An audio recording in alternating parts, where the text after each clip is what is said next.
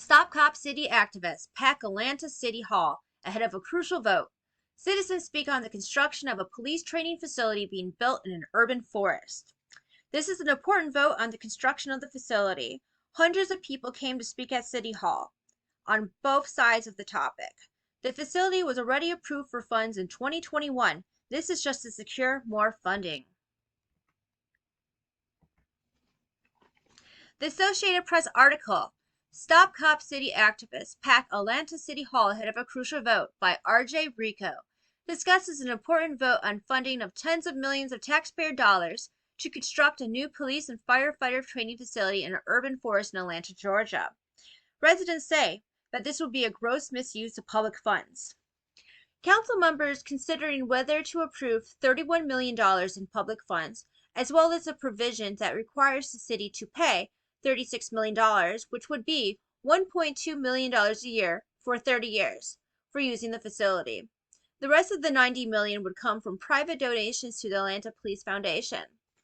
That is a lot of money, and it could be argued that it could be put into social and public programs.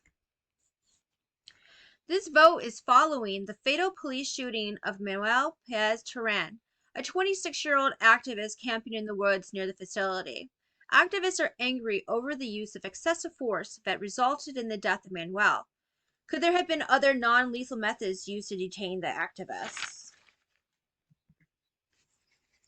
The vote is also just a few days after the arrest of Marlon Katz, Savannah Patterson, and Adele McLean, who were arrested by the Georgia Bureau of Investigation and Atlanta Police.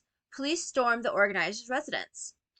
The Atlanta Solidarity Fund is a nonprofit that raises money to help people who've been arrested while protesting through bail funds, hiring attorneys, and providing food and housing assistance. The organizers were accused of money laundering and charity fraud. They were said that they used the money to fund violent acts for forced offenders, and they were being warranted to reimburse for items such as gasoline, totes, yard signs, COVID rapid tests, and forest cleanup.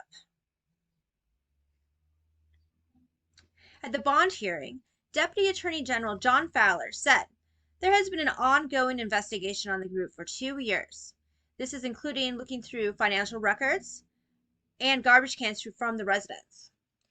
Judge James Altman, presiding over the case, said, "There's not a lot of meat on the bones of thousands of dollars going to fund illegal activities." He did issue bail at $15,000 per person.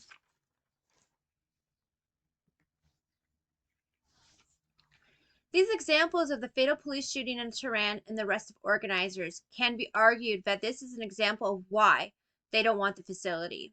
The fear of militarization of the police force is prevalent, especially since the facility is being constructed in an urban forest in a primarily black neighborhood.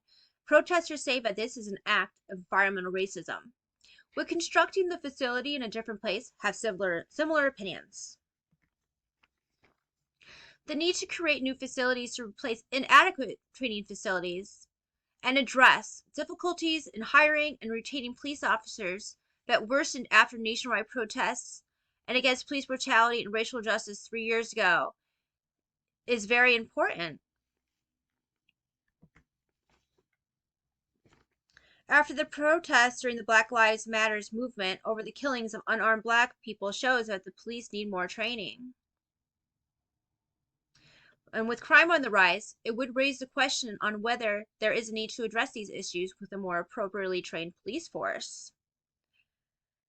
How will police and public relations get better if they don't have adequate facilities to train them? But at what cost, though? The destruction of a large urban green space and building in an area where people don't want it?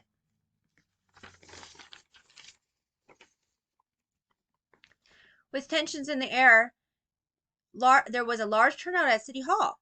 Hundreds of people came to City Hall to speak, and many could not enter the building because of capacity concerns. Hundreds of people waited outside. The talks lasted more than 13 hours and past 3 a.m. The speakers consisted of activists and Atlanta City residents. Most of the speakers were against the facility. Devin Franklin, an attorney for the Southern Center for Human Rights, spoke regarding the 3 organizers' arrest. "This is what we fear. The image of militarized forces being used to effectuate arrests for bookkeeping errors. Also, Matthew Johnson, executive director of Beloved Community Ministries, a local social justice nonprofit, said, "We are here to stop environmental racism and the militarization of the police. We need to go back to meeting basic needs rather than relying on police as a sole social solution to all our social problems." Meeting basic needs, would it reduce crime? Should other avenues be explored before relying solely on the police? So while most speakers were against the facility's construction, some voiced their favor for the facility and said they trusted Mayor Andre Dickens. With a rise in crime, something must be done. What are the perks of the facility? Better training for police officers, firefighter training, constructed mini city for real life scenario training, replace inadequate training facilities. This could help with better police and public relations potentially. Or, as activists and residents are concerned, it could aid in the militarization of the police. So while there are strong opinions on both sides, let's look at some of the readers' online comments on the article. Back the blue, delete the social anarchists. Until they become victim to crime, they sure holler loud when they call 911. Just one class of criminology will show them that anti-police has not ever worked. Are comments like this helpful, or do they further divide people on the issue? So what if a middle ground could be explored? Let's look at location. Why did they choose this location over other locations? What if they decided to build it in an area that wouldn't require them cutting down part of the urban forest? Many of the residents in the area don't want the facility. Could a more neutral location be helpful? What about the firefighters? There seems to be a failure to take into account that this is a firefighting training facility also. Would more emphasis on firefighting training be more helpful to public opinion? And let's look at what causes crime. Would explore what causes crime and establishing more social programs that help meet people's basic needs be helpful in reducing crime? In the end, it is a bit of a catch-22. Rising crime increases the need for more police. Police are abusing power while protecting the construction of a facility that will provide better police training. Examples of the police killing Turan and the rest of the organizers and protests reinforce the fear of militarization of police and the abuse of power. Sources to explore. Thank you.